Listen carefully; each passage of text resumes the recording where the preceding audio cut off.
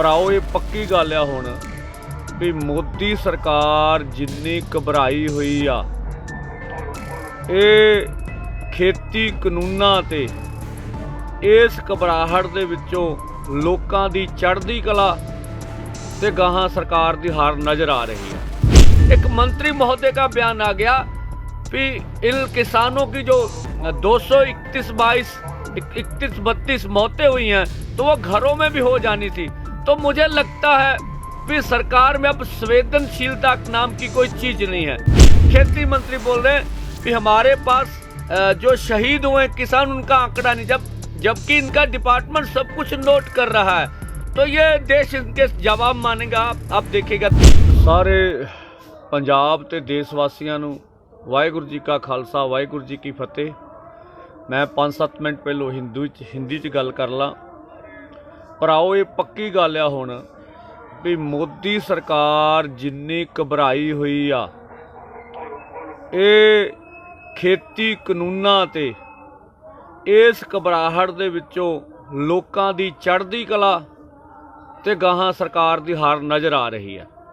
हिंदी च मैं तुहानूं दसना चाहूँगा भी जिहड़ी वातावरण प्रेमी सीगी ग्रेटा थनबर्ग, तो जो वातावरण की प्रेमी ग्रेटा थनबर्ग था, जो उन्होंने ट्वीट किया था, उनकी ट्वीट के साथ जो भारत की वातावरण प्रेमी है दिशा रवि, उन्होंने टूल किट उनके साथ साझी की थी।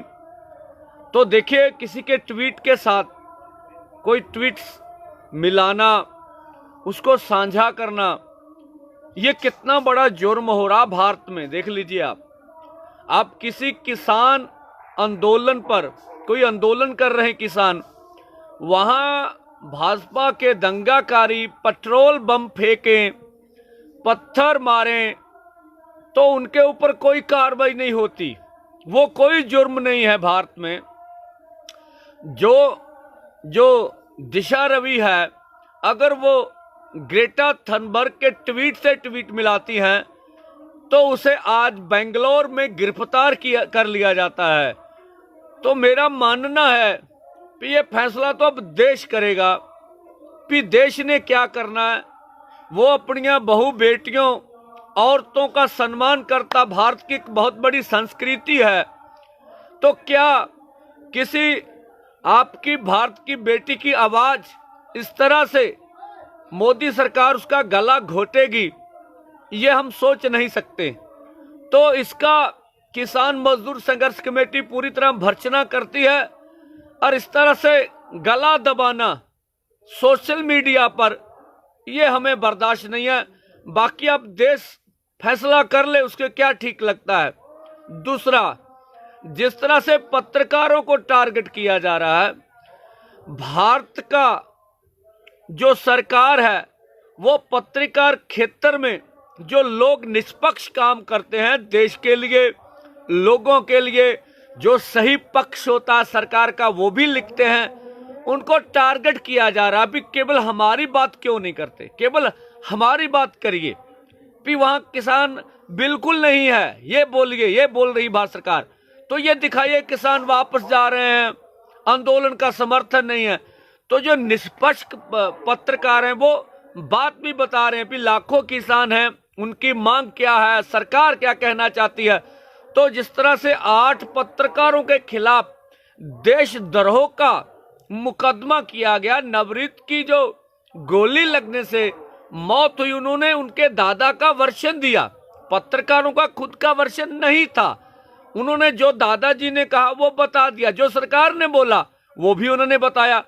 तो अब निष्पक्ष पत्रकारी करना भारत में मुश्किल। तो मैं इन बातों से आपको बताना चाहता हूं। जिस तरह से हरियाणा के एक मंत्री महोदय का बयान आ गया कि इन किसानों की जो 231-32 मौतें हुई हैं तो वो घरों में भी हो जानी थी। तो मुझे लगता है कि सरकार में अब संवेदनशीलता नाम की कोई चीज नहीं है। जो हमारे सामाजिक सरोकार होते हैं, हम विचारों से बिल्कुल विरोधी हों, लेकिन भारत की संस्कृति का, भारत के समाज में रहने लोगों का सम्मान करते हैं। कभी भी कोई भी इस तरह से घटना हो, हमारे साथी बिखर जाए तो हम उसका सम्मान करते हैं भी, ठीक है हुआ। तो अब भाजपा के मंत्री संवेदनशीलता भी खो चुके हैं, उनको सामाजिक कदरों कीमतों की जो कदर होती वो भूल चुकी है, वो लोकतंत्र का सम्मान भी भूल के, जैसे खेती मंत्री बोल रहे हैं कि हमारे पास जो शहीद हुए किसान उनका आंकड़ा नहीं, जबकि इनका डिपार्टमेंट सब कुछ नोट कर रहा है। तो ये देश इनके जवाब मानेगा, आप देखिएगा। दूसरा, कल जिस तरह से पुलवामा के शहीदों को याद किया गया, हमारा मानना रहा है अगर फौज हो पुलिस हो तो यहाँ पर टाटा बिरले के बेटे नहीं जाते, किसान मजदूर का बेटा उसमें भर्ती होता है। तो अगर आप वर्दी उतार दीजिए तो उनमें आपको किसान का बेटा मजदूर का बेटा दिखेगा जो फौज में है।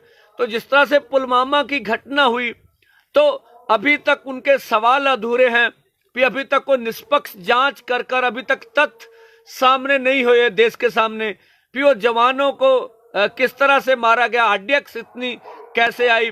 उस वक्त के सीआरपीएफ के मुखिया का तो पत्र भी आया था, उन्होंने कहा था जिस तरह से धुंध पड़ रही है कश्मीर में हमें एयरपोर्ट से जाने दिए। चलो और भी सवाल है, हमारे पास कुछ इसके बारे में सटीक जानकारी नहीं, फिर भी सवाल तो हैं, फिर देश के सामने सच सामने आना चाहिए।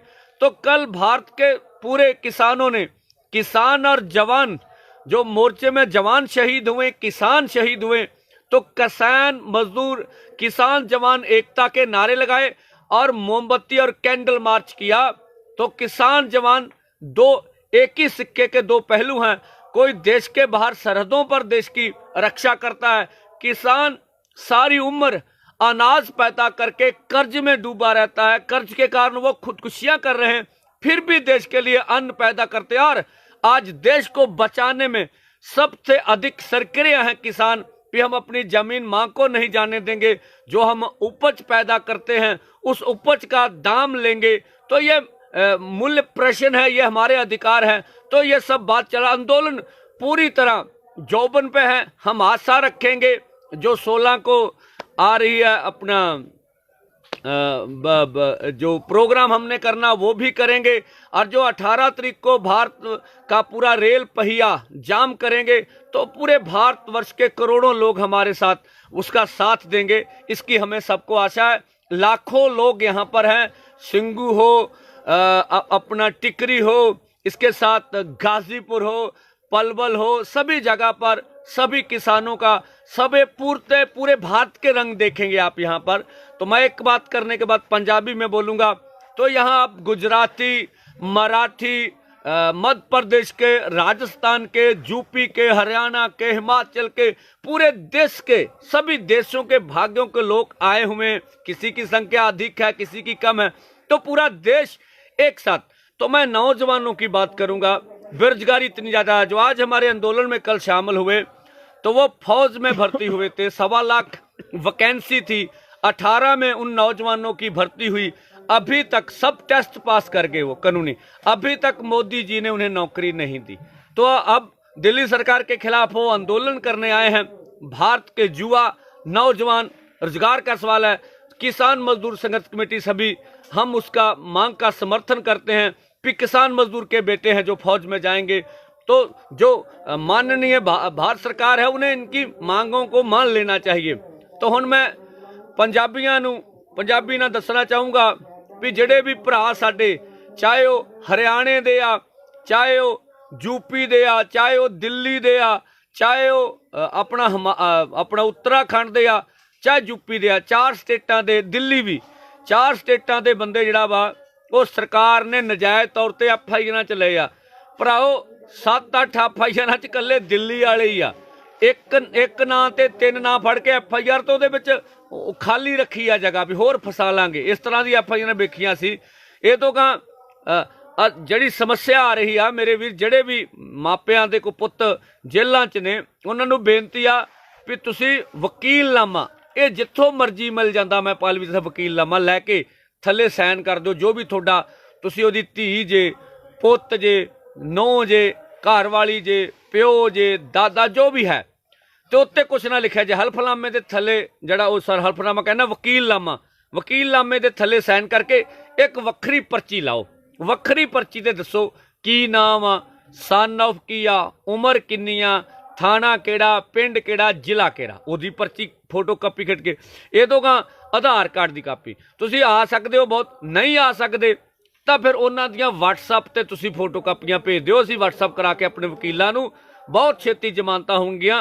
लगातार प्रोसैस चल रहा वा। ये तो कहा ਜਿਹੜੇ प्रोग्राम आ रहे आ सारे भराओ, अजे तक देश दे विच ਜਿਹੜੀ कमजोरी रही आ पंजाबियां च, अजे तक जे हरे आ तो फुट करके हरे आ। यह अंग्रेज़ों का रहा सी रूल भी पाड़ के राज करो। उन्होंने पता सी वो लड़ाउण लग्या मुसलमानों की मस्जिद दे विच सूर सुट आउंदे हुंदे सीगे, दंगे करा देने, इधर गां हिंदुआं दी मंदिर विच गां सुट देनी। तो इस किस्म के फसाद ਉਹ ਧਰਮਾਂ ਜਾਤਾਂ ਦੇ ਨਾਂ ਤੇ ਕਰਾਉਂਦੇ ਰਹੇ। ਇਹ ਅੰਗਰੇਜ਼ਾਂ ਦਾ ਰਹਿੰਦਾ ਸੀ।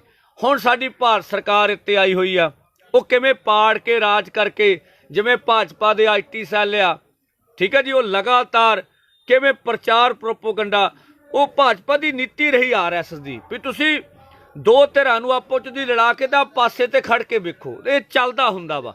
ਸੋ ਸਰਕਾਰਾਂ ਨੂੰ ਬੜੀ ਚੰਗੀ ਨੀਤੀ ਰਾਸ ਆਉਂਦੀ ਆ ਵੀ ਆਪੋ ਚੋਂ ਦੀ ਵਖਰੇਵੇਂ ਵੱਧ ਜਾਣ, ਆਪੋ ਚੋਂ ਦੀ ਫੁੱਟ ਜ਼ਾਹਰ ਕਰੀਏ, ਲੋਕਾਂ ਦਾ ਵਿਸ਼ਵਾਸ ਤੋੜ ਦਈਏ।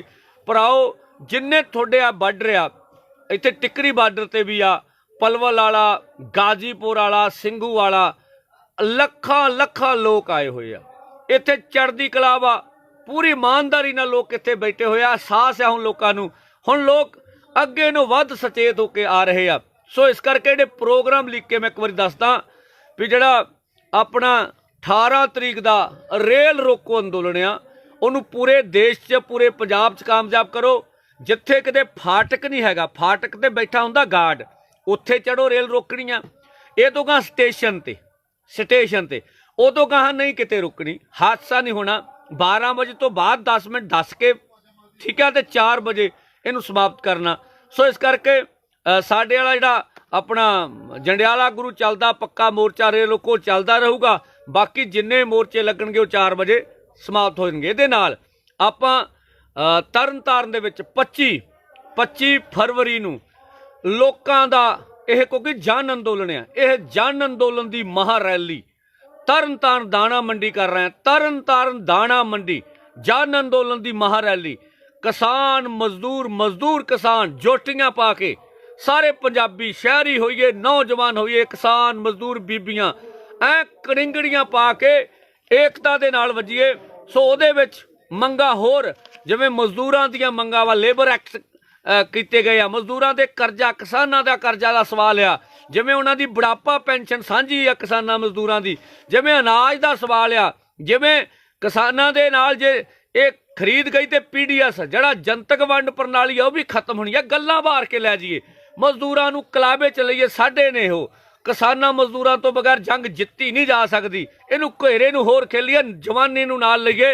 इस करके 25 फरवरी तरन तारण दाणा मंडी की रैली लखां च कर दईए। संभव आ जिले की रैली आ, जिले चों भी लखां निकल सकते आ, तुहाडे अगे कोई वड्डी गल नहीं हैगी।